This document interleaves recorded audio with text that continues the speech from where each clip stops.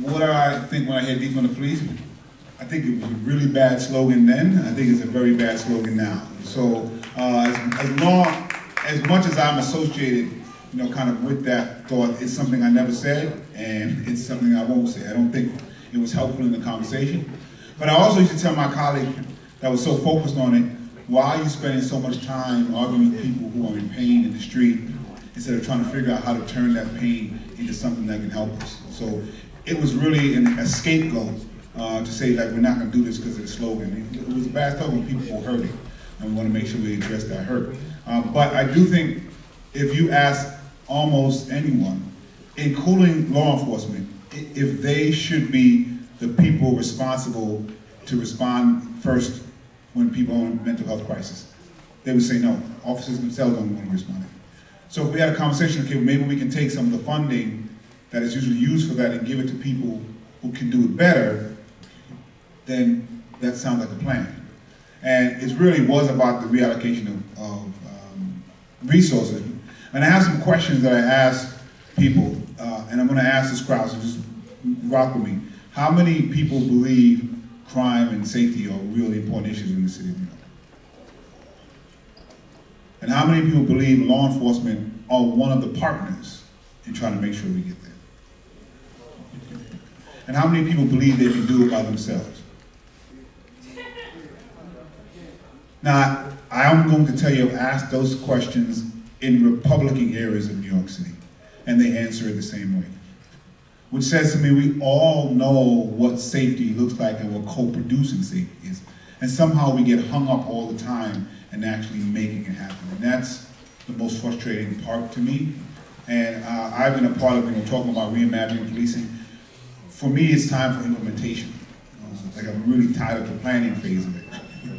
Because we already know what we know and how we get there. When I ask folks to think about communities that they deem safe, no one has ever told me a community that already has the most police in it and are already sending the most people to Rikers Island. As a matter of fact, quite the opposite happens. When the communities that have the most police, the most sirens, are deemed least safe. And the communities that we deem safe generally have less of that. They have more access to quality affordable housing they can pay for. They have access to fresh fruit and vegetables around. Their schools have nurses and sports teams and a bunch of things too, and the social workers. They have jobs that can help them pay for these things. They have mental health, access to mental health services. And so I think if we made all the communities have those things, public safety would look a lot different. Now, one, that doesn't mean our law enforcement partners don't have a role to play, because they do. When my family calls 911, I want them to get someone that understands the community with transparency and accountability. But we do ask them to run the danger while we run away. So I want to be clear about that. And two, it doesn't excuse the behavior. You can't be traumatizing and shoot up a community. There has to be accountability for that. But for how long are we going to focus on the carceral accountability that hasn't delivered what we wanted, which was people to be and feel safe? You can actually be safe and not feel safe and still have caused a problem. Well, I want you to be safe and feel safe. And how long are we going to tell folks that we have to arrest the children of the people we arrested 20 years ago? It didn't work 20 years ago. Why do you think it's going to work now? So we already know the components of safety in communities, and the communities that lack that. And so for me, it's about time to just try to implement this. Let's just try it, because we've tried everything else. Let's get the resources that community need. Let's get what people need in this community and see if it works. Because I've been in spaces where there are a heavy presence of law enforcement and people still get harmed. Now, we've told folks that the over-policing of certain things are going to be harmful. I'm really trying to be calm now, because I'm pretty furious about the shooting that happened in Southern Avenue. I just saw that video. And what happened, I mean, it's a stunning video. You gotta watch it. Stunning. It was a complete wanton disregard of that community's life.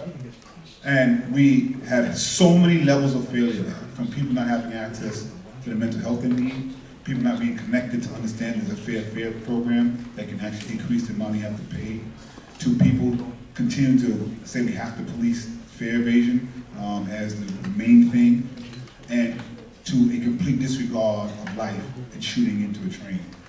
At some point, and I don't want to get anybody in trouble, to hear the mayor commend the officers for what occurred is just disgusting. And it does a disservice to many men and women who come to work for the police department to really do the best job that they can.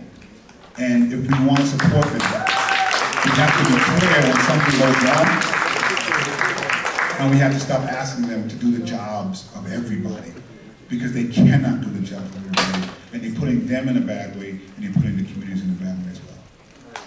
Thank you, thank you.